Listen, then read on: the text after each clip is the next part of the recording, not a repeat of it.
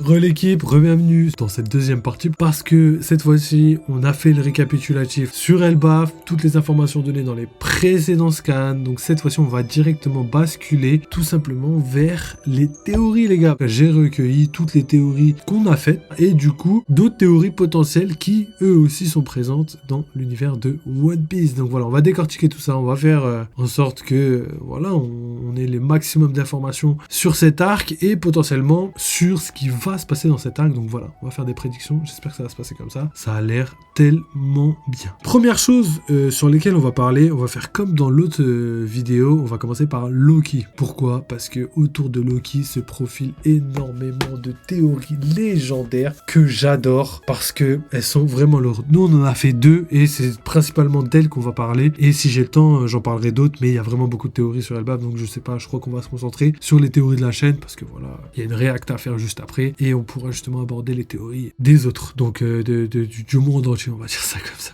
Donc let's go. Loki, les gars. Loki, il nous cache énormément de choses. Pourquoi ? Parce qu'il a été vendu, en tout cas dans le dernier chapitre, comme étant la personne la plus puissante d'Elbaf. Pourquoi ? Parce que il aura fallu l'entièreté des personnes présentes sur Elbaf pour pouvoir contrôler Loki. Et en fait, beaucoup de personnes ne se rendent pas compte de la dinguerie que c'est. Ils se disent que ouais, mais si les géants, ils sont aussi forts qu'Ashruddin et qu'ils peuvent prendre une patate et mourir, bah forcément Loki, ça veut pas dire qu'il est ouf, tu vois. Le problème, c'est que Ashruddin, peut-être qu'il est pas suffisamment fort pour tenir tête à Luffy. S'il y avait ne serait-ce que 10 Ashruddin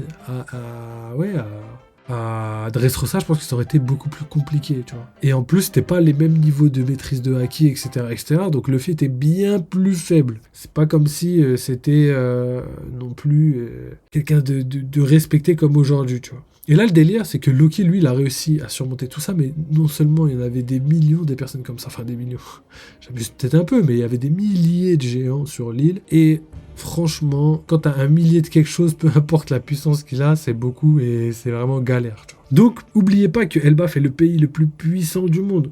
Quand tu vois Wano avec des samouraïs, avec Oden, avec des personnes vraiment colossales, vous vous dites, ah ouais, si même eux sont très très forts, mais n'est pas le pays le plus fort du monde, ça veut dire qu'il y a forcément une personne sur Elbaf qui a potentiellement la même puissance que Oden. On pourrait mettre ça sur le dos de tout simplement Loki, parce que voilà, c'est lui qui potentiellement peut jouer le rôle d'Oden, dans le sens où Loki pourrait être la personne la plus puissante d'Elbaf, au même titre qu'Oden était la personne la plus puissante de Wano. Donc quand on prend ça en compte, on se dit, ah ouais, ça veut dire qu'il y a des personnes puissantes, mais attention, admettons qu'il y a des personnes vraiment très très fortes. Si on prend l'entièreté de Wano, vraiment toutes les personnes présentes à Wano, pas juste les fourreaux rouges, et qu'ils étaient tous contre Oden, ça aurait été vraiment compliqué. Peut-être le Oden l'aurait emporté, mais en même temps, on connaît la puissance d'Oden. On connaît la puissance d'Oden et le fait qu'il est capable de tenir tête à Kaido. Quand tu prends ça en compte, tu te dis, bah en fait, Loki, ça doit être un Oden minimum. Donc quand tu comprends ça, tu te dis, ah ouais, Loki, en plus d'avoir une force colossale et d'être dans le pays le plus fort du monde, il est au minimum aussi fort que Oden.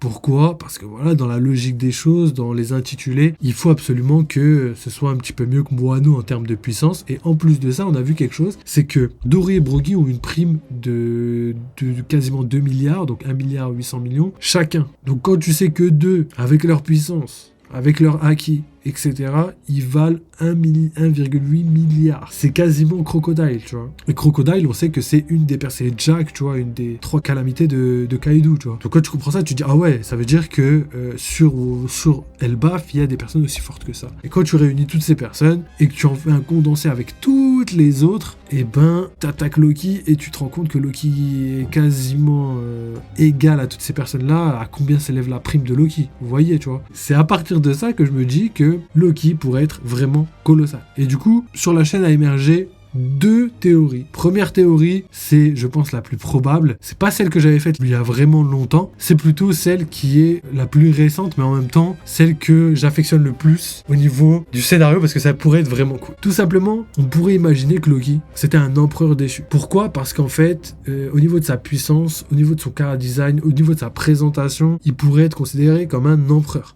Son invincibilité, le fait que voilà, il s'est tapé tout Elbaf, etc., etc. Tu vois, ça c'est typiquement les présentations d'empereurs. Sauf qu'on connaît les 4 empereurs. Et aussi, on connaît qui est responsable de Elbaf en termes de protection. On sait que c'est Shanks. Et en fait, on pourrait se dire que Loki aurait pu être déchu par Shanks, et c'est peut-être ça qui a hissé Shanks au sommet, c'est-à-dire en tant qu'empereur. Et peut-être que le fait de faire tomber un empereur fait devenir Shanks comme empereur suivant, tu vois. Ça pourrait être ultra bien, tu vois. Pourquoi ? Parce qu'on aurait quoi ? On aurait un Shanks colossal avec des flashbacks sur Shanks qui pourrait faire un combat contre Loki. Tu vois, au lieu d'avoir God Valley, on aurait Shanks Valley, tu vois ce que je veux dire ? En gros, on aurait un flashback avec Shanks, avec des informations sur les fables d'Elbaf, siècle oublié, tout ça. Un peu comme avec Ed, mais cette fois-ci avec Shanks, avec Loki, avec Nika, Elbaf, siècle oublié, étant donné que tout ça est lié à cette île. Et du coup, ça pourrait être quelque chose de cohérent. Et surtout, c'est que Loki a le pouvoir de détruire le monde. Et les seules personnes à qui on attribue ce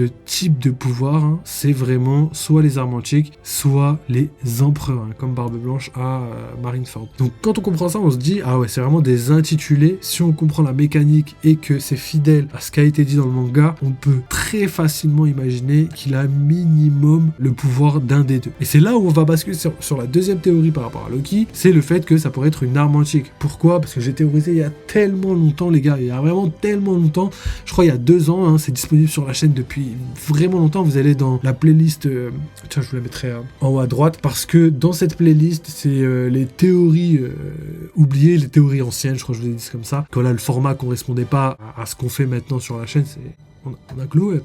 Et du coup, il fallait absolument refaire certaines théories, les remettre en place et tout. Et du coup, c'est en lien avec ma théorie sur les armes antiques. Et pour moi, Loki a tout pour être une arme antique.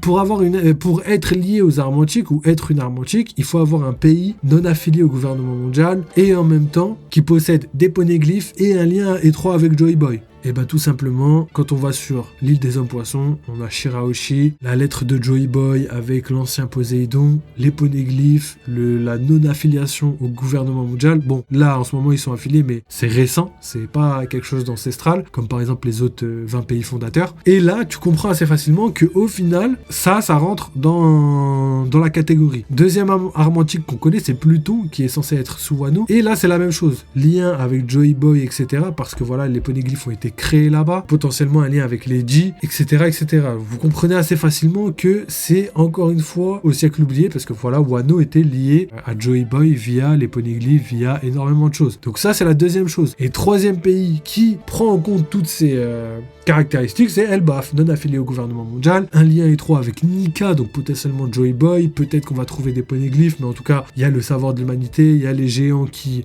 vénèrent, entre guillemets, le dieu soleil, etc. Donc le lien est très très présent. On verra si dans le futur ça se confirme. Mais en tout cas, Loki, au niveau du pays, a vraiment toutes les prérequis pour faire partie des armes antiques. Ensuite, le côté je peux détruire le monde, arme antique. Ensuite, potentiellement, ça expliquerait pourquoi en 1v1 potentiel, il n'est pas suffisamment puissant pour ne serait-ce que combattre avec Shanks, mais ça expliquerait aussi pourquoi il serait capable, entre guillemets, de détruire le monde, tu vois. Peut-être qu'en 1v1, il n'est pas suffisamment fort pour se battre contre un empereur, mais qu'au final il a quand même la capacité de détruire le monde au même titre que Shirahoshi. Donc voilà en tout cas pour Loki et les deux théories au niveau de ses origines. Donc ensuite, ce qu'on pourrait prédire entre guillemets ou interpréter, c'est le futur combat entre Luffy et Loki. Pourquoi ? Parce que tout s'y prête. C'est-à-dire que là Luffy il est en solo, il a entendu un mec puissant et il s'est dit vas-y je vais aller voir, et Loki il est attaché et lui c'est un mec qui veut détruire le monde. Donc si on le libère, si Luffy a la naïveté de le libérer, potentiellement qu'il pourrait échanger des coups pendant très longtemps et créer une espèce de catastrophe sur Elbaf qui pourrait déclencher un petit peu la guerre civile prochaine ou le Ragnarok comme certains l'appellent. Donc c'est quelque chose qui pourrait être très très présent, très très attendu, et c'est même possible dans les prochains chapitres. C'est ça qui est fou, c'est que dans le prochain chapitre c'est possible que c'est ça qui se passe. Luffy libère Loki, Loki se bat contre Luffy parce que Luffy a le fruit du démon de